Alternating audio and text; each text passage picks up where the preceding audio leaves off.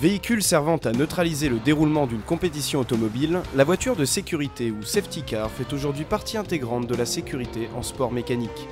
Nico Rosberg, 5e pilote au classement 2012, et Ross Brawn, team principal de l'écurie Mercedes-AMG F1, nous en apprennent plus sur l'histoire de ce véhicule.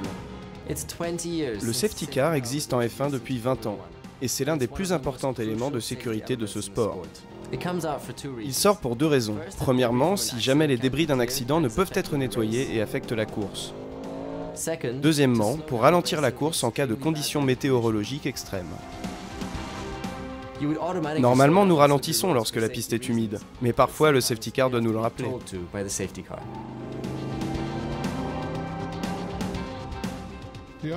Personne n'a eu l'idée de créer les safety cars avant 1973.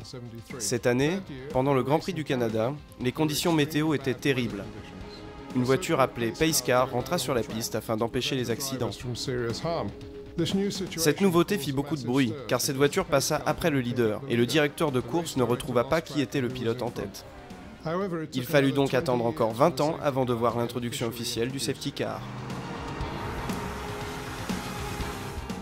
Maintenant, c'est une voiture très performante, équipée de freins efficaces, de suspension de sport et d'un moteur puissant. Lorsqu'il est sur la piste, nous respectons ses instructions.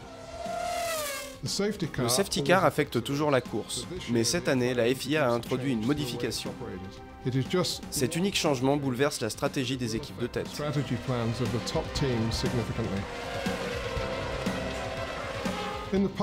Avant, l'ordre des voitures sur la piste ne devait pas changer pendant l'intervention du safety car. Mais maintenant, les pilotes avec un tour de retard ont quand même le droit de le rattraper. Cette nouveauté peut sévèrement affecter les stratégies d'un team. Mais les voitures lentes sont un danger, comme sur la route où la frustration d'être bloqué derrière quelqu'un de lent peut faire prendre des décisions risquées menant aux accidents.